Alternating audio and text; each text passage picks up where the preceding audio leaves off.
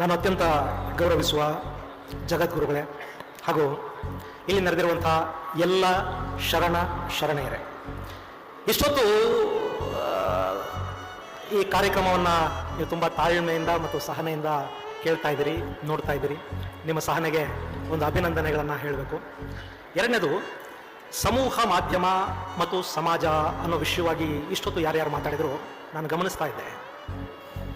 ಎಲ್ಲರೂ ಕೂಡ ಮಾಧ್ಯಮದ ಬಗ್ಗೆ ಮತ್ತು ಸಮೂಹ ಮಾಧ್ಯಮದ ಬಗ್ಗೆ ವಿಶೇಷವಾಗಿ ನೆಗೆಟಿವ್ ಆಗಿ ಮಾತಾಡಿದ್ದೇ ಹೆಚ್ಚಿತ್ತು. ಹಾಗಂತ ಈ ಮಾಧ್ಯಮ ಮತ್ತು ಸಮೂಹ ಮಾಧ್ಯಮ ಅನ್ನೋದ್ರಲ್ಲಿ ಬರೀ ನೆಗೆಟಿವೇ ಇದೆಯಾ, ಪಾಸಿಟಿವ್ ಆಗಿರುವಂಥದ್ದು ಏನೂ ಇಲ್ವಾ? ನಮ್ಮಲ್ಲಿ ಒಂದು ಸಮಸ್ಯೆ ಇದೆ ಸ್ನೇಹಿತರೆ. ಏನು ಅಂದರೆ, ನಮ್ಮ ಕಣ್ಣಿಗೆ ಬೇಗ ಕಾಣೋದು ಯಾವುದು ಅಂದರೆ ಕೆಟ್ಟದ್ದು. ಒಳ್ಳೆಯದನ್ನು ನಾವು ಗುರುತಿಸೋದು ತುಂಬ ಕಡಿಮೆ. ಇದು ಮಾಧ್ಯಮಗಳಿಗೂ ಅಪ್ಲೈ ಆಗುತ್ತೆ, ಸಮೂಹಕ್ಕೂ ಅಪ್ಲೈ ಆಗುತ್ತೆ. ಮಾಧ್ಯಮಗಳೇನು ಹೊರಗಿಂದ ಬಂದಿದ್ದಲ್ಲ, ಅದು ಸಮೂಹದಿಂದ ಎದ್ದು ಬಂದದ್ದು ಮಾಧ್ಯಮಗಳು. ಈಗ ಉದಾಹರಣೆಗೆ ಹೇಳ್ತೀನಿ, ನಾನು ಬಂದ ತಕ್ಷಣ ಭರಮಣ್ಣ ನಾಯಕನ ಕೆರೆಗೆ ಹೋದೆ. ತುಂಬ ಸಂತೋಷ ಆಯಿತು. ಈ ಭರಮಸಾಗರಕ್ಕೆ ಭರಮಸಾಗರ ಅನ್ನೋ ಹೆಸರು ಬಂದಿದ್ದು ಆ ಕೆರೆಯಿಂದ.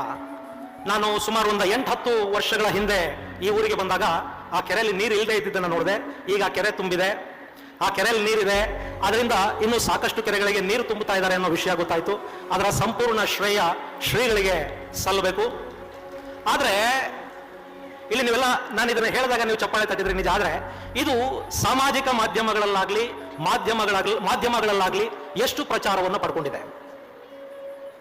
ಸಿರಿಗೆರೆಯ ಶ್ರೀಗಳು ಒಂದು ಕೆರೆಯನ್ನು ತುಂಬಿಸೋ ಮೂಲಕ ಇನ್ನೂ 4-6 ಕೆರೆಗಳಿಗೆ ನೀರು ತರೋ ಮೂಲಕ ಅಲ್ಲಿಂದ ನೀರನ್ನ ಅರ್ಧ ಚಿತ್ರದುರ್ಗ ಜಿಲ್ಲೆಗೆ ಕೊಡ್ತಾ ಇದ್ದಾರೆ ಅನ್ನುವಂಥದ್ದು ಎಷ್ಟು ಮಾಧ್ಯಮಗಳಲ್ಲಿ ಮತ್ತು ಎಷ್ಟು ಸಾಮಾಜಿಕ ಮಾಧ್ಯಮಗಳಲ್ಲಿ ನೀವು ನೋಡೋದಕ್ಕೆ ಸಾಧ್ಯ ಆಗಿದೆ.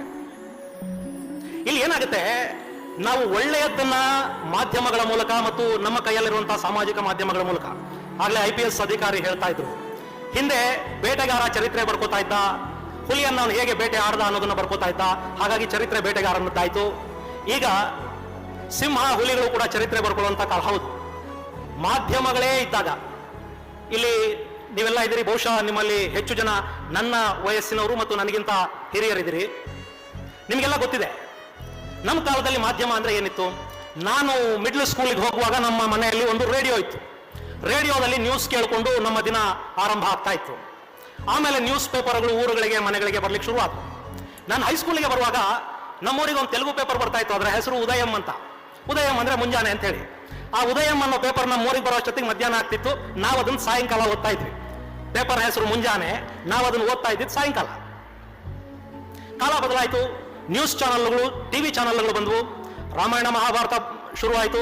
ಯಾರೋ ಶ್ರೀಮಂತರ ಮನೆಯಲ್ಲಿ ಟಿವಿ ಇರ್ತಾ ಇತ್ತು, ನಾವು ಅವ್ರ ಕಿಟಕಿಗಳಲ್ಲಿ ಕೋತಿಗಳ ತರ ಇರ್ತಾ ಇದ್ವಿ. ಪಾಪ ಅವ್ರು ಯಾರೋ ನಮ್ಮನ್ನ ಹೋಗಿ ಅಂತ ಹೇಳ್ತಿರ್ಲಿಲ್ಲ. ಅವ್ರ ಪರಿಚಯ ನಮಗೆ ಇರಲಿ ಇಲ್ಲದೆ ಇರಲಿ, ಅವರ ಮನೆಗಳ ಒಳಗೆ ಹೋಗಿ ನಾವು ಟಿವಿಗಳನ್ನು ನೋಡ್ಕೊಂಡು ಮಹಾಭಾರತ ರಾಮಾಯಣ ನೋಡ್ಕೊಂಡು ಬರ್ತಾ ಇದ್ವಿ.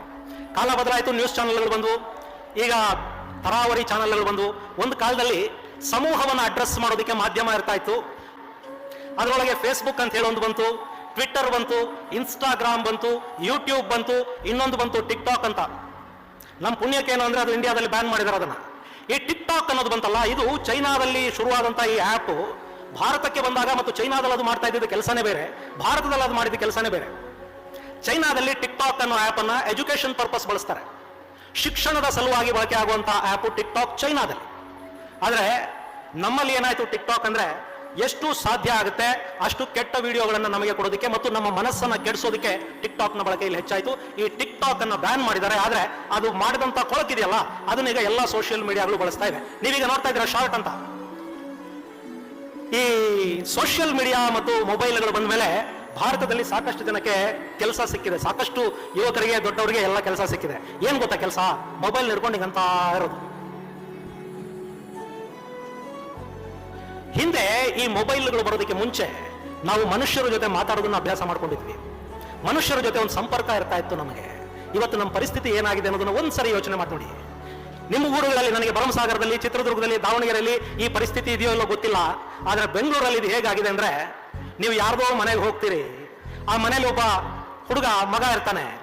ಹಿಂದೆ ನಮ್ಮ ಮನೆಗಳಿಗೆ ಯಾರಾದ್ರೂ ಬಂದ್ರೆ ಮಕ್ಕಳವ್ರನ್ನ ಪ್ರೀತಿಯಿಂದ ಕರಿತಾ ಇದ್ವು, ಮಾತಾಡಿಸ್ತಾ ಇದ್ವು, ಕೂತ್ಕೊಳ್ಳಿ ಅಂತ ಹೇಳ್ತಾ ಇದ್ವು, ನೀರೋ ಏನೋ ತಂದು ಕೊಡ್ತಾ ಇದ್ವು. ಇವತ್ತು ನೀವು ಬೆಂಗಳೂರಲ್ಲಿ ನೋಡ್ಬೇಕು, ಮನೆಗೆ ಹೋದ್ರೆ ಅವ್ನು ಮೊಬೈಲ್ ಹಿಡ್ಕೊಂಡು ಕೂತಿರ್ತಾನಿಗೆ.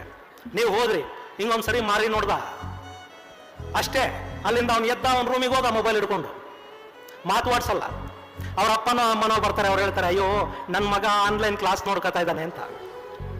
ಇವ್ರಿಗೂ ಗೊತ್ತಿರುತ್ತೆ ಏನು ಆನ್ಲೈನ್ ಅಂತ, ಯಾಕಂದ್ರೆ ಇವ್ರ ಮನೆಗೂ ಮಕ್ಳು ಇರ್ತಾವಲ್ಲ, ಅವು ಹಂಗೆ ಇರ್ತವೆ. ಹಣೆ ಬರ. ನಾವು ಮನುಷ್ಯರ ಜೊತೆ ಮಾತಾಡೋದನ್ನ, ಸಂಪರ್ಕವನ್ನ, ಇದನ್ನ ಸಂಪರ್ಕ ಸಾಧನ ಅಂತ ಕರೀತಾರೆ. ಇದೊಂದು ಮೀಡಿಯಂ ಇದು. ಆದ್ರೆ ಇದು ಬಂದ ಮೇಲೆ ಏನಾಗಿದೆ, ನಾವು ಏನಾಗಿದ್ದೀವಿ ಅಂದ್ರೆ ಮನುಷ್ಯರ ಜೊತೆಗಿನ ಸಂಪರ್ಕವನ್ನೇ ಕಳ್ಕೊಂಡಿದ್ದೀವಿ. ನಮ್ಮ ಎಲ್ಲ ಬದುಕು ಮೊಬೈಲಲ್ಲಿ ಆಗ್ತಾ ಇದೆ. ನಮ್ಮ ಬೆಂಗಳೂರಲ್ಲಿ ಕಳೆದ 15-20 ವರ್ಷಗಳ ನಂತರದ ಬೆಳವಣಿಗೆ ಏನು ಅಂತಂದ್ರೆ, ಗಲ್ಲಿ ಗಲ್ಲಿಗೆ 2 IVF ಸೆಂಟರ್ಗಳು. ಸ್ವಾಮೀಜಿಯವರ ಕ್ಷಮೆ ಕೇಳಿ ಹೇಳ್ತಾ ಇದ್ದೀನಿ. ಗಲ್ಲಿಗೆ 2 IVF ಸೆಂಟ್ರು. ಮನೆಗೆ ಹೋದ್ರೆ ಗಂಡ ಒಂದು ಮೊಬೈಲ್ ಇಟ್ಕೊಂಡಿರ್ತಾನೆ, ಹೆಂಡತಿ ಕೈಯಲ್ಲಿ ಒಂದು ಮೊಬೈಲು, ಪರಸ್ಪರ ಒಬ್ರಿಗೊಬ್ರು ಮಾತಾಡಲ್ಲ. ಹೆಂಡತಿ ರೀಲ್ ಮಾಡ್ಕೊಂಡಿರ್ತಾಳೆ ಪಾಪ. ಅದರಲ್ಲಿ ಏನಿರುತ್ತೆ, ಫ್ರೆಂಡ್ಸ್ ಇವತ್ತು ನಾನು ನನ್ನ ಗಂಡ ಊಟ ಮಾಡಿದ್ವಿ ಗೊತ್ತಾ ಅಂತೇಳಿ ಒಂದು ವಿಡಿಯೋ ಹಾಕ್ತಾಳೆ. ಯಾಕೆಂದ್ರೆ ಪಾಪ ಅದೇ ಸಂಭ್ರಮ, ಜೊತೆಲಿ ಒಂದು ಊಟ ಮಾಡಿದ್ರೆ ಅದು ಸಂಭ್ರಮ. ಅದು ಆ ವಿಡಿಯೋನ ಮಿಲಿಯನ್ಗಳಲ್ಲಿ ನೋಡ್ತಾರೆ. ಯಾಕೆಂತಂದ್ರೆ ಬೇರೆಯವ್ರನೇ ಬರೋನು ಅದೇ ಇರುತ್ತೆ. ಗಂಡ ಒಂದು ಮೊಬೈಲು, ಹೆಂಡತಿ ಒಂದು ಮೊಬೈಲು, ಒಬ್ರಿಗೊಬ್ರು ಮತ ನೋಡ್ಕೊಳ್ಳಲ್ಲ, ಮಾತು ಕೇಳಲ್ಲ. ಅದ್ರ ಜೊತೆಗೆ ನಮ್ಮ ಕಾರ್ಪೊರೇಟ್ ಕಂಪನಿಗಳ ದಿಗ್ಗಜರು ಬೇರೆ ಹೇಳ್ತಾರೆ, ದಿನಕ್ಕೆ ವಾರದಲ್ಲಿ 70 ಗಂಟೆ ಕೆಲಸ ಬೇರೆ ಮಾಡಬೇಕು ಅಂತ. ಮಕನೇ ನೋಡದಿದ್ರೆ ಮಕ್ಕಳಿಂಗ್ ಸ್ವಾಮಿ ಆಗತ್ವೆ. IVF centre. ಎಂಥ ದುರಂತದ ಪರಿಸ್ಥಿತಿಗೆ ನಮ್ಮನ್ನು ಇವತ್ತು ಈ ಸೋಷಿಯಲ್ ಮೀಡಿಯಾ ಮತ್ತು ಈ ಒಂದು ಸಣ್ಣ ಅಂಗೈ ಅಗಲದ ಇನ್ಸ್ಟ್ರೂಮೆಂಟ್ ತಂದಿಟ್ಟಿದೆ ನೋಡಿ. ಪರಸ್ಪರ ಗೌರವ ಇಲ್ಲ. ಇದರಲ್ಲೊಂದು ಲ್ಯಾಂಗ್ವೇಜ್ ಶುರುವಾಗಿದೆ. ಈಗ ನಾವು ಯಾರನ್ನಾದ್ರೂ ನೋಡಿದ್ರೆ ನಗದೇ ಇಲ್ಲ. ಈಗ ಎಲ್ಲರೂ ಕೂಡ ನಗದು ಅಂತ ಬೋರ್ಡ್ ಹಾಕೊಂಡಿದೀವಿ, ನಗಲ್ಲ ನಾವು. ಆದ್ರೆ ಮೊಬೈಲ್ ಅಲ್ಲಿ ಒಂದು ಎಮೋಜಿ ಕಳಿಸ್ತೀವಿ, ನಗ್ತಾ ಇರೋದು. ನಮಗೆ ನಗಕ್ಕೆ ಬರಲ್ಲ, ನಗೋ ಚಿತ್ರ ಕಳಿಸ್ತೀವಿ. ಇನ್ನು ಭಾಷೆ ಚೇಂಜ್ ಆಗಿದೆ. ಒಂದು ಜೋಕ್ ಕಳಿಸಿದ ಮೇಲೆ ಅದನ್ನ ನಗರಿ ಅಂತ ಹೇಳೋದಕ್ಕೆ LOL, ಜೋರಾಗಿ ನಕ್ಬಿಡಿ ಅಂತ. ಬ್ರೋ ಬ್ರೋ ಅಂದ್ರೆ ಏನು, ಬ್ರೋಕರ್ ಬ್ರದರ್ ಆಗುತ್ತಿಲ್ಲ. ಈ ಭಾಷೆಯಲ್ಲಿ ಕೂಡ, ನಮ್ಮ ಭಾಷೆಯನ್ನು ಕೂಡ ಈ ಮೊಬೈಲ್ ಅನ್ನೋದು ಹಾಳು ಮಾಡಿದೆ. ಈ ಸೋಷಿಯಲ್ ಮೀಡಿಯಾಗಳು ಬಂದ ಮೇಲೆ ನಾವು ಯಾವ ಮಟ್ಟಕ್ಕೆ ಇವತ್ತು ಆಗಿದ್ದೀವಿ ಅಂದ್ರೆ, ನಮ್ಮನ್ನು ನಾವು ಒಂದ್ಸರಿ ಪರಾಮರ್ಶಿಸ್ಕೋಬೇಕು, ನಾವು ಏನಾಗಿದ್ದೀವಿ ಅಂತೇಳಿ. ರೋಬೋಗಳ ತರ ತಯಾರಾಗಿದ್ದೀವಿ, ನಿಜ. ಹಂಗಂತ ಇದು ಬರೀ ಇಷ್ಟನ್ನೇ ಮಾಡ್ತಾ ಇದೆಯಾ? ಒಳ್ಳೇದೇ ಇಲ್ವಾ? ನಮ್ಮಲ್ಲಿ ನಮ್ಮ ತುಮಕೂರಿನ ಒಂದಿಷ್ಟು ಜನ ರೈತರು ಇದೇ ಮೊಬೈಲ್ ಅನ್ನ, ಇದೇ ಸೋಷಿಯಲ್ ಮೀಡಿಯಾಗಳನ್ನ ಬಳಸ್ಕೊಂಡು ಅದ್ಭುತವಾಗಿ ವ್ಯಾಪಾರ ಮಾಡ್ತಾ ಇದ್ದಾರೆ. ಅವರು ಬೆಳೆದಿದ್ದ ಏನು ಬೆಳೀತಾರೆ, ತರಕಾರಿ ಬೇರೆ ಬೇರೆ ಏನು ಬೆಳೀತಾರೆ, ಅದನ್ನ ವಾಟ್ಸಪ್ ಗ್ರೂಪ್ಗಳಿಗೆ ಕಳಿಸ್ತಾರೆ. ಅದು ಹಾಟ್ ಕೇಕ್ ತರ ಸೇಲ್ ಆಗುತ್ತೆ. ದಲ್ಲಾಳಿಗಳ ಅಗತ್ಯ ಇಲ್ಲದೆ ಅವರು ಅವರ ವ್ಯಾಪಾರನ, ಅವರ ಬೆಳೆಗಳನ್ನ ಮಾರ್ತಾ ಇದ್ದಾರೆ ಇದೇ ಮೊಬೈಲ್ ಮೂಲಕ. ಇದೇ ಮೊಬೈಲು, ಇದೇ ಸೋಷಿಯಲ್ ಮೀಡಿಯಾ ಸಾಕಷ್ಟು ಜನ ಹೊಸ ಹೊಸ ರೈತರನ್ನ ಮತ್ತು ಅವರ ಪ್ರಯೋಗಗಳನ್ನ ನಮಗೆ ಪರಿಚಯ ಮಾಡಿಕೊಡ್ತಾ ಇದೆ. ಇದು ಯಾವುದನ್ನು ಕೂಡ ನಮಗೆ ಇಷ್ಟು ವರ್ಷ ಸಾಂಪ್ರದಾಯಿಕ ಮೀಡಿಯಾಗಳು ಅಂತ ಏನಿದ್ವು ಅವು ಮಾಡಲಿಲ್ಲ. ಆ ಕೆಲಸವನ್ನ ಸೋಷಿಯಲ್ ಮೀಡಿಯಾಗಳು ಮಾಡ್ತಾ ಇದೆ. ಯಾಕೆಂದ್ರೆ ಅದು ನಿಮ್ಮ ಕೈಯಲ್ಲಿದೆ, ಹೀಗಾಗಿ ನೀವು ಅದನ್ನು ಮಾಡೋದಕ್ಕೆ ಸಾಧ್ಯ ಆಗ್ತಾ ಇದೆ. ಸೋಷಿಯಲ್ ಮೀಡಿಯಾದಿಂದ ಬರೀ ನೆಗೆಟಿವ್ ಅಲ್ಲ. ಇವತ್ತು ನಮ್ಮ ದೇಶಕ್ಕೆ ಫಾರಿನ್ ರೆಮಿಟೆನ್ಸ್ ಅಂತ ಬರುತ್ತೆ. ಅಂದ್ರೆ ಯಾರ್ಯಾರು ವಿದೇಶಗಳಿಗೆ ಹೋಗಿ ಅಲ್ಲಿ ಕೆಲಸ ಮಾಡ್ತಾ ಇರ್ತಾರೆ ಅವರು ನಮ್ಮ ದೇಶಕ್ಕೆ ಕಳಿಸುವಂತ ಹಣ, ಅದು 2024ರಲ್ಲಿ $129 ಬಿಲಿಯನ್ ಬಂತು. 1 ಬಿಲಿಯನ್ ಅಂದ್ರೆ 1ರ ಪಕ್ಕದಲ್ಲಿ 9 ಸೊನ್ನೆ ಇಡಬೇಕು. ಡಾಲರ್ ಅಂದ್ರೆ ಒಂದು ಡಾಲರ್ ಅಂದ್ರೆ 85 ರೂಪಾಯಿ. ನಮ್ಮ ದೇಶಕ್ಕೆ ಅಂತ $129 ಬಿಲಿಯನ್ ನಷ್ಟು ದುಡ್ಡು ಬಂತು. ಅದರಲ್ಲಿ $24 ಬಿಲಿಯನ್ ಬಂದಿದ್ದು ಯೂಟ್ಯೂಬ್ ಮತ್ತು ಫೇಸ್ಬುಕ್ ಅನ್ನ ನೀವು ನೋಡ್ತಿರಲ್ಲ, ಅದರ ರೆವೆನ್ಯೂ. ಹಾಗಾದ್ರೆ ದೇಶಕ್ಕೆ ಫಾರಿನ್ ರೆಮಿಟೆನ್ಸ್ ಬರ್ತಾ ಇಲ್ವಾ? ನಮ್ಮ ರೈತರು, ನಮ್ಮ ಬೆಳೆಗಾರರು ಅವರ ಉತ್ಪನ್ನಗಳನ್ನ ಇದರ ಮೂಲಕ ಮಾರಾಟ ಮಾಡ್ತಾ ಇಲ್ವಾ? ಹೊಸ ಇನ್ನೋವೇಷನ್ಗಳು ನಮಗೆ ತಲುಪ್ತಾ ಇಲ್ವಾ? ಇವತ್ತು ನಮ್ಮ ಶರತ್ ಹೇಳಿದ್ರು, DC ಅವರು ಹೇಳಿದ್ರು, ಇನ್ಶೂರೆನ್ಸ್ ಬಗ್ಗೆ ಹೇಳಿದ್ರು. ಈ ಇನ್ಶೂರೆನ್ಸ್ ಬಗ್ಗೆ ಈ ಸೋಷಿಯಲ್ ಮೀಡಿಯಾ ಬರೋದಕ್ಕೆ ಮುಂಚೆ ನಿಮ್ಮಲ್ಲಿ ಸಾಕಷ್ಟು ಜನ ಗೊತ್ತೇ ಇರಲಿಲ್ಲ. ಇವತ್ತು ಬಹಳಷ್ಟು ಜನ ಮಾಡ್ತಾ ಇಲ್ಲ ಅನ್ನೋದು ನಿಜ. ಆದ್ರೆ ಸ್ವಲ್ಪ ಜನಕ್ಕಾದ್ರೂ ಅದರ ಅರಿವಿದೆ ಇವತ್ತು ಅಂತಂದ್ರೆ ಅದಕ್ಕೆ ಕಾರಣ ಕೂಡ ಸೋಷಿಯಲ್ ಮೀಡಿಯಾನೇ. ಪ್ರತಿಯೊಂದರಲ್ಲೂ ನಮಗೆ ಪಾಸಿಟಿವ್ ಏನಿರುತ್ತೆ ಅಷ್ಟೇ ಪ್ರಮಾಣದ ನೆಗೆಟಿವ್ ಕೂಡ ಇರುತ್ತೆ. ನಾವು ಯಾವುದನ್ನ ತಗೋತೀವಿ ಅದು ತುಂಬಾ ಇಂಪಾರ್ಟೆಂಟ್. ನಿಮಗೆ ಗೊತ್ತಿದೆಯೋ ಗೊತ್ತಿಲ್ವೋ, ಒಂದು ಟ್ವಿಟರ್ ಮೆಸೇಜ್ ಇವತ್ತು ಸಾಕಷ್ಟು ಸರ್ಕಾರಿ ಅಧಿಕಾರಿಗಳಿಗೆ ಸಹಜವಾಗಿ ಸೋಷಿಯಲ್ ಮೀಡಿಯಾ ಬಗ್ಗೆ ಒಂದು ಸಿಟ್ಟಿರುತ್ತೆ, ಒಂದು ಆಕ್ರೋಶ, ಸಹನೆ ಇರುತ್ತೆ. ನಾನಿಲ್ಲ ಅಂತ ಹೇಳೋಲ್ಲ. ಯಾಕೆಂದ್ರೆ ನೀವು ಮಾಡೋ ಒಂದು ಟ್ವಿಟರ್ ಮೆಸೇಜ್, ಒಂದು ಎಕ್ಸ್ ಅಲ್ಲಿ ನೀವು ಮಾಡುವಂತ ಮೆಸೇಜು ಇವತ್ತು ನಿಮ್ಮ ಪ್ರಧಾನಮಂತ್ರಿಯನ್ನು ಕೂಡ ತಲುಪುತ್ತೆ. ಇಂಥ ಸಾಕಷ್ಟು ಬದಲಾವಣೆಗಳು ನಮ್ಮ ದೇಶದಲ್ಲಿ ಸೋಷಿಯಲ್ ಮೀಡಿಯಾದಿಂದ ಆಗಿಲ್ಲ ಅಂತಲ್ಲ. ಆದ್ರೆ ಇದು ಒಂಥರ ಹೇಗೆ ಅಂತಂದ್ರೆ, ಒಂದು ಆಯುಧವನ್ನ ನಾವು ಯಾರ ಕೈಗೆ ಕೊಡ್ತಾ ಇದೀವಿ ಅನ್ನೋದ್ರ ಮೇಲೆ ಆ ಆಯುಧದ ಉಪಯೋಗ ಏನು ಅನ್ನೋದು ಡಿಪೆಂಡ್ ಆಗಿರುತ್ತೆ. ನೀವು ಅದನ್ನ ಹೇಗೆ ಬಳಸ್ಕೋತೀರಿ ಅನ್ನೋದ್ರ ಮೇಲೆ ಅದು ನಿಮಗೆ ಹೇಗೆ ಬಳಕೆ ಆಗಬೇಕು ಅನ್ನೋದು ನಿರ್ಧಾರ ಮಾಡುತ್ತೆ. ಇವತ್ತು ನಿಮಗೆ ಆಶ್ಚರ್ಯ ಆಗುತ್ತೇನೋ, ಮೊನ್ನೆ ನಾನು ಪ್ರೀ ಬಜೆಟ್ ಮೀಟಿಂಗ್ ಅನ್ನ, ಪ್ರೀ ಬಜೆಟ್ ಭಾಷಣಗಳನ್ನ ಕೇಳ್ತಾ ಇದ್ದೆ. ನಿರ್ಮಲಾ ಸೀತಾರಾಮನ್ ಅವರು ಹೇಳ್ತಾ ಇದ್ರು, ನಾವು ಈ ದೇಶದಲ್ಲಿ 80 ಕೋಟಿ ಜನಕ್ಕೆ ಉಚಿತವಾಗಿ ಆಹಾರವನ್ನು ಕೊಡ್ತಾ ಇದ್ದೀವಿ ಅಂತ. ನಿಮಗೆ ಗೊತ್ತಿರಲಿ, ಈ ದೇಶದಲ್ಲಿ ಸೋಷಿಯಲ್ ಮೀಡಿಯಾನ ಬಳಸ್ತಾ ಇರೋರು 85 ಕೋಟಿ ಜನ ಇದ್ದಾರೆ. ಭಾರತ ಸೋಷಿಯಲ್ ಮೀಡಿಯಾನ ಅತಿ ಹೆಚ್ಚು ಬಳಕೆ ಮಾಡ್ತಾ ಇರುವಂತಹ ಎರಡನೇ ದೇಶ. ಚೈನಾದಲ್ಲಿ 1 ಬಿಲಿಯನ್ ಅಂದ್ರೆ 100 ಕೋಟಿ ಜನ ಸೋಷಿಯಲ್ ಮೀಡಿಯಾನ ಬಳಸ್ತಾರೆ. ಭಾರತದಲ್ಲಿ 80ರಿಂದ 85 ಕೋಟಿ ಜನ ಬಳಸ್ತಾರೆ. ಆದ್ರೆ ಅತಿ ಹೆಚ್ಚು ಸಮಯವನ್ನ ಮೊಬೈಲ್ಗಳಿಗೆ ಕೊಡುವಂಥದ್ದು ಇಲ್ಲಿ ಅಂದ್ರೆ ಭಾರತದಲ್ಲಿ. ಸ್ಟ್ಯಾಟಿಸ್ಟಾ ಅಂತೇಳಿ ಒಂದು ಸಂಸ್ಥೆ ಅದರ ಬಗ್ಗೆ ಒಂದು ರಿಸರ್ಚ್ ಅನ್ನು ಮಾಡಿ ಒಂದು ರಿಸರ್ಚ್ ವರದಿಯನ್ನು ಪ್ರಕಟ ಮಾಡಿದೆ. ಆ ವರದಿ ಏನು ಹೇಳುತ್ತೆ ಅಂದ್ರೆ, ನಿಮಗೆ ಚೈನಾದಲ್ಲಿ ಒಬ್ಬ ಮನುಷ್ಯ ಆವರೇಜ್ 1 ಗಂಟೆ 30 ನಿಮಿಷಗಳ ಕಾಲ ತನ್ನ ಸೋಷಿಯಲ್ ಮೀಡಿಯಾನ ಬಳಕೆ ಮಾಡ್ತಾನೆ. US ಅಲ್ಲಿ ಅಂದ್ರೆ ಅಮೆರಿಕಾದಲ್ಲಿ 2 ಗಂಟೆ 12 ನಿಮಿಷ ಬಳಕೆ ಮಾಡ್ತಾನೆ. ಭಾರತದಲ್ಲಿ 3 ಗಂಟೆ 45 ನಿಮಿಷಗಳ ಕಾಲ ಆವರೇಜ್ ಸೋಷಿಯಲ್ ಮೀಡಿಯಾದ ಬಳಕೆ ಇದೆ. ಅಂದ್ರೆ ಕೆಲವರು ಅದರಲ್ಲಿ ಕಡಿಮೆ ಬಳಸಬಹುದು, ಇನ್ನು ಕೆಲವರು ಜಾಸ್ತಿ ಬಳಸಬಹುದು. 85 ಕೋಟಿ ಜನ ಏನು ಸೋಷಿಯಲ್ ಮೀಡಿಯಾ ಬಳಸ್ತಾರೆ, ಅವರು ಆವರೇಜ್ 3 ಗಂಟೆ 45 ನಿಮಿಷಗಳ ಕಾಲ ಸೋಷಿಯಲ್ ಮೀಡಿಯಾನ ಬಳಸ್ತಾರೆ. ಒಂದು ಲೆಕ್ಕ ಹಾಕಿ, ನೀವು ದಿನಕ್ಕೆ 3 ಗಂಟೆ ಸೋಷಿಯಲ್ ಮೀಡಿಯಾ ಬಳಸ್ತಾ ಇದ್ದೀರಾ ಅಂದ್ರೆ ತಿಂಗಳಿಗೆ 90 ಗಂಟೆ ಆಯ್ತು. ತಿಂಗಳಿಗೆ 90 ಗಂಟೆ ಆಯ್ತು ಅಂದ್ರೆ ನೀವು ವರ್ಷಕ್ಕೆ 365 ದಿನಕ್ಕೆ ಎಷ್ಟು ಬಳಸಿದ್ರಿ? ಸುಮಾರು 1095 ಗಂಟೆಗಳ ಕಾಲ ಸೋಷಿಯಲ್ ಮೀಡಿಯಾದಲ್ಲಿ ನಿಮ್ಮ ಟೈಮ್ ಹೋಯ್ತು. 1095 ಗಂಟೆಗಳನ್ನ ನೀವು 24 ಗಂಟೆ, ಒಂದು ದಿನಕ್ಕೆ 24 ಗಂಟೆ ಅಂತ ಹೇಳಿ ಲೆಕ್ಕ ಹಾಕಿದ್ರೆ ಒಂದು ತಿಂಗಳಲ್ಲಿ ನೀವು ಸೋಷಿಯಲ್ ಮೀಡಿಯಾ ಮೇಲೆ ಖರ್ಚು ಮಾಡ್ತಾ ಇರೋ ಟೈಮು 45 ದಿನಗಳು. 45 ಡೇಸ್ ಅಂದ್ರೆ 1.5 ತಿಂಗಳ ಕಾಲ ನೀವು ಬರೀ ನಿಮ್ಮ ಮೊಬೈಲ್ ಅಲ್ಲಿ ಕೆಲಸಕ್ಕೆ ಬರದೇ ಇರುವಂತಹ ವಿಡಿಯೋಗಳನ್ನ ಮತ್ತು ಶಾರ್ಟ್ಸ್ ಅನ್ನ ನೋಡೋದಕ್ಕೆ ಬಳಕೆ ಮಾಡ್ತಾ ಇದ್ದೀರಿ. ನಿಮ್ ಬೇಕಾದ್ರೆ ನೀವು ಚೆಕ್ ಮಾಡ್ಕೊಳ್ಳಿ. ನಿಮ್ಮೆಲ್ಲರ ಕೈಲಿ ಈಗ ಆಂಡ್ರಾಯ್ಡ್ ಫೋನ್ ಇರುತ್ತೆ. ಆದ್ರೆ ನಿಮ್ಮ ಸೆಟ್ಟಿಂಗ್ಸ್ ಹೋದ್ರೆ ಅದರಲ್ಲಿ ಡಿಜಿಟಲ್ ವೆಲ್ ಬೀಯಿಂಗ್ ಅಂತೇಳಿ ನಿಮಗೊಂದು ಇದು ಕಾಣುತ್ತೆ. ಅಲ್ಲಿ ಹೋಗಿ ನೋಡ್ಕೊಳ್ಳಿ, ದಿನಕ್ಕೆ ನೀವು ಎಷ್ಟು ಗಂಟೆ ಸೋಷಿಯಲ್ ಮೀಡಿಯಾದಲ್ಲಿ ಕಳೀತಾ ಇದ್ದೀರಿ ಅನ್ನೋದು ಗೊತ್ತಾಗುತ್ತೆ. ಅದರ ಜೊತೆಗೆ ನೀವು ಏನು ನೋಡ್ತಾ ಇದ್ದೀರಿ ಅದರಲ್ಲಿ ಅನ್ನೋದು ಕೂಡ ಗೊತ್ತಾಗುತ್ತೆ. ಮೊನ್ನೆ ಒಂದು ಇಂಟರ್ವ್ಯೂ ನೋಡ್ತಾ ಇದ್ದೆ. ಎಲನ್ ಮಸ್ಕ್ ಹೆಸರನ್ನ ಕೇಳಿದ್ರ ನೀವು? ಒಂದ್ಸರಿ ಯಾರ್ಯಾರು ಎಲನ್ ಮಸ್ಕ್ ಹೆಸರು ಕೇಳಿದ್ರ ಕೈ ಎತ್ತಿ. ಎಲನ್ ಮಸ್ಕ್ ಇವತ್ತು ನಾವೇನೋ ಟ್ವಿಟರ್ ಅಂತ ಹೇಳ್ತೀವಿ, ಎಕ್ಸ್ ಅಂತ ಏನಾದ್ರ ಹೆಸರು ಬದಲಾಗಿದೆ. ಆ ಸಂಸ್ಥೆಯ ಮಾಲೀಕ Elon Musk. Elon Musk interview ನೋಡ್ತಾ ಇದ್ದೆ. ಆತನಿಗೆ ಸಂದರ್ಶಕ ಕೇಳ್ತಾನೆ, ನೀವೊಂದು ದೊಡ್ಡ ಸೋಷಿಯಲ್ ಮೀಡಿಯಾ ನೆಟ್ವರ್ಕ್ ಅನ್ನ ಮಾಲೀಕರಾಗಿದ್ದೀರಿ, ನೀವು ಅದನ್ನ ಎಷ್ಟು ಸಮಯ ಬಳಸ್ತೀರಿ ಮತ್ತು ನೀವು ನಿಮ್ಮ ಮೊಬೈಲ್ಗೆ ಕೊಡೋ ಟೈಮ್ ಎಷ್ಟು? ಎಲನ್ ಮಸ್ಕ್ ಹೇಳಿದ್ದೇನೆಂದ್ರೆ, ನಾನು ನನ್ನ ಮೊಬೈಲ್ ಅನ್ನ ನೋಡೋದಕ್ಕೆ 15 ನಿಮಿಷಗಳ ಕಾಲ ದಿನಕ್ಕೆ 15 ನಿಮಿಷ ನಾನು ನನ್ನ ಮೊಬೈಲ್ ನೋಡ್ತೀನಿ. ಸೋಷಿಯಲ್ ಮೀಡಿಯಾ ಮಾಲೀಕ 15 ನಿಮಿಷ ನೋಡ್ತಾನೆ, ನಾವು 3 ಗಂಟೆ 45 ನಿಮಿಷ ನೋಡ್ತೀವಿ. ಲಾಭ ಆಗ್ತಾ ಇರೋದು ಯಾರಿಗೆ? ಸ್ನೇಹಿತರೆ, ಏನಾಗ್ತಾ ಇದೆ, ಶ್ರೀಮಂತ ದೇಶಗಳಲ್ಲಿ ಮತ್ತು ಶ್ರೀಮಂತರಿಗೆ ಕಾರುಗಳನ್ನ, ಐಷಾರಾಮಿ ವಸ್ತುಗಳನ್ನ ಮಾರಾಟ ಮಾಡ್ತಾರೆ. ಅದನ್ನ ಖರೀದಿ ಮಾಡೋದಕ್ಕೆ ಅವರ ಹತ್ರ ಹಣ ಇದೆ. ಈ ಸೋಷಿಯಲ್ ಮೀಡಿಯಾಗಳು ನಮ್ಮ ಹತ್ರ ಹಣ ತಗೋತಾ ಇಲ್ಲ, ಆದ್ರೆ ನಮ್ಮ ಹತ್ರ ಏನ್ ತಗೋತಾ ಇವೆ ಗೊತ್ತಾ? ನಮ್ಮ ಸಮಯ ತಗೋತಾ ಇವೆ. ನಮ್ಮ ಅತ್ಯಮೂಲ್ಯವಾದ ಸಮಯವನ್ನು ಅವರು ತಗೋತಾ ಇದ್ದಾರೆ.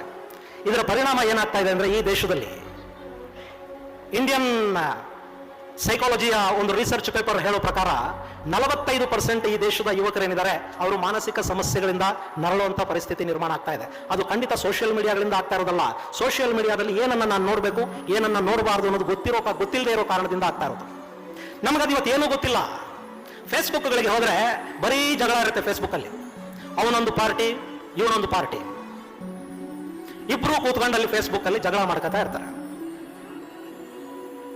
ಅಷ್ಟು ಬಿಟ್ಟು ಫೇಸ್ಬುಕ್ ಅಲ್ಲಿ ನೀವು ಬೇರೆ ಇನ್ನೇನಾದ್ರೂ ನೋಡ್ಲಿಕ್ಕೆ ಸಾಧ್ಯ ಆಗ್ತಾ ಇದೆಯಾ? ಈಗ ನಮಗೆ ಗೊತ್ತಿಲ್ಲದೆ ಅಂತಂದ್ರೆ, ನಮ್ಮ ಆಯ್ಕೆಗಳನ್ನ ನಾವು ಹೇಗೆ ಮಾಡ್ಕೋತಾ ಇದೀವಿ, ನಾವು ಯಾವುದಕ್ಕೆ ಪ್ರಾಧಾನ್ಯತೆಯನ್ನ, ಪ್ರಾತಿನಿಧ್ಯವನ್ನ ಕೊಡ್ತಾ ಇದೀವಿ, ಇದನ್ನ ನಾವು ಅರ್ಥ ಮಾಡ್ಕೊಳ್ಳೋದ್ರಲ್ಲಿ ಎಡುತ್ತಾ ಇದೀವಿ. ಹೀಗಾಗಿ ಸೋಷಿಯಲ್ ಮೀಡಿಯಾ ಅನ್ನೋದು ಇವತ್ತು ನಮಗೊಂಥರ ವರ ಆಗಬೇಕಾದಂಥದ್ದು ಶಾಪ ಆಗಿ ಪರಿಣಮಿಸ್ತಾ ಇದೆ. ನಾವ್ ಏನಾಗಿದ್ದೀವಿ ಇವತ್ತು? ಒಂದ್ಸರಿ ಯೋಚನೆ ಮಾಡಿ. ಸೋಷಿಯಲ್ ಮೀಡಿಯಾನ ಬಿಟ್ಬಿಡಿ, ನಮ್ಮ ಸೋಷಿಯಲ್ ಬದುಕಿಗೆ ಬನ್ನಿ, ಅಲ್ಲೇ ನೋಡ್ಕೊಳ್ಳಿ ನಾವೇನಾಗಿದ್ದೀವಿ. ನಾವು ಯಾವುದೋ ಒಂದು ಪಾರ್ಟಿ, ಈ ಪಾರ್ಟಿಯ ಧ್ವಜ ಹಿಡ್ಕೋತೀವಿ ಸೋಷಿಯಲ್ ಮೀಡಿಯಾದಲ್ಲಿ, ಫೇಸ್ಬುಕ್ ಅಲ್ಲಿ, ಅಥವಾ ಈ ಪಾರ್ಟಿಯ ಧ್ವಜ ಹಿಡ್ಕೋತೀವಿ. ಪಾರ್ಟಿಗಳು ಬದಲಾಗ್ತಾ ಇರುತ್ತವೆ, ರಾಜಕಾರಣಿಗಳು ಬದಲಾಗ್ತಾ ಇರ್ತಾರೆ. ನಾವು ಅರ್ಥ ಮಾಡ್ಕೊಳ್ಳೋದೇ ಇರೋದು ಏನು ಅಂತಂದ್ರೆ, ನಾವು ಅದರ ಮಧ್ಯೆ ಏನಾಗ್ತಾ ಇದೀವಿ ಅನ್ನೋದನ್ನ ಅರ್ಥ ಮಾಡ್ಕೊಳ್ಳೋದ್ರಲ್ಲಿ ಫೇಲ್ ಆಗ್ತಾ ಇದ್ದೀವಿ. ಇದು ಧಾರ್ಮಿಕ ವೇದಿಕೆ ಆದ್ರಿಂದ ನಾನು ನಿಮಗೆ ಮಹಾಭಾರತದ ಉದಾಹರಣೆಯನ್ನು ಕೊಟ್ಟೆ ಇದನ್ನು ಹೇಳ್ತೀನಿ. ಇವತ್ತು ರಾಜ್ಯ ರಾಮಂದಿರ್ಲಿ, ರಾಜ್ಯ ರಾವಣಂದಿರ್ಲಿ, ಅಧಿಕಾರಕ್ಕೆ ರಾಮ ಬರಲಿ, ನಾವೇ ಡಿಸೈಡ್ ಮಾಡಿದೀವಿ ಯಾರು ರಾಮ ಯಾರು ರಾವಣ ಅಂತ. ನಾವು ಯಾರು ಬಾವುಟ ಹಿಡ್ಕತೀವಿ ಅವನು ನಮಗೆ ರಾಮ, ನಾವು ಯಾರು ಬಾವುಟ ಹಿಡಿಯಲ್ಲ ಅವ್ನು ನಮಗೆ ರಾವಣ. ಅಧಿಕಾರ ರಾಮಂದಿರ್ಲಿ ರಾವಣಂದಿರ್ಲಿ, ನಮ್ಮ ಬಾಳು ಅಂದ್ರೆ ನಾವು ಪ್ರಜೆಗಳಿದೀವಲ್ಲ, ನಮ್ಮ ಬಾಳು ಸೀತೆನೇ. ಯಾಕೆಂದ್ರೆ ರಾವಣ ಅಧಿಕಾರಕ್ಕೆ ಬಂದ್ರೆ ನಮ್ಮನ್ನ ಅಪಹರಿಸ್ಕೊಂಡು ಹೋಗಿ ಅಶೋಕವನದಲ್ಲಿ ಇರ್ತಾನೆ. ರಾಮನಿಗೆ ರಾಜ್ಯ ಸಿಕ್ಕರೆ ನಮ್ಮನ್ನು ವನವಾಸಕ್ಕೆ ಕಳಿಸ್ತಾನೆ. ರಾಜ್ಯ ರಾಮಂದಾದ್ರೂ ರಾವಣಂದಾದ್ರೂ ನಾವು ಸೀತೆಯರೇ. ರಾಜ್ಯ ಪಾಂಡವರದ್ದಾದ್ರೂ ಕೌರವದ್ದಾದ್ರೂ ನಮ್ಮ ಪಾಡು ದ್ರೌಪದಿನೇ. ಯಾಕೆಂದ್ರೆ ಅಧಿಕಾರ ಕೌರವರ ಕೈಯಲ್ಲಿದ್ರೆ ನಮ್ಮನ್ನ ವಸ್ತ್ರಾಪಹರಣ ಮಾಡ್ತಾರೆ, ಅಧಿಕಾರ ಪಾಂಡವರ ಕೈಯಲ್ಲಿದ್ರೆ ನಮ್ಮನ್ನ ಜೂಜಾಡಿಸೋಲ್ತಾರೆ. ನಮ್ಮ ಬಾಳು ದ್ರೌಪದಿನೇ. ಆದ್ರೆ ನಾವಿದು ಯಾವುದನ್ನು ಅರ್ಥ ಮಾಡ್ಕೊಳ್ಳೋಕೆ ನಮ್ಗಾಗಲ್ಲ, ನಾವು ಬಾವುಟ ಹಿಡ್ಕೊಂಡು ಹೋಗ್ತೀವಿ. ಇನ್ನು ಮಾಧ್ಯಮಗಳ ಪರಿಸ್ಥಿತಿ ಏನಿದ್ರ ಮಧ್ಯೆ? ಮಾಧ್ಯಮಗಳು ಕೂಡ ಈ ಸಾಂಪ್ರದಾಯಿಕ ಮಾಧ್ಯಮಗಳು ಮತ್ತು ಅಸಾಂಪ್ರದಾಯಿಕ ಅಂದ್ರೆ ಸೋಷಿಯಲ್ ಮೀಡಿಯಾ. ಸಾಂಪ್ರದಾಯಿಕ ಮಾಧ್ಯಮಗಳ ಪರಿಸ್ಥಿತಿ ಏನಂದ್ರೆ, ರಾವಣಂದು ರಾಜ್ಯ ಆದ್ರೆ ಅವ್ರದ್ದು ಶೂರ್ಪನಖಿ ಪಾತ್ರ,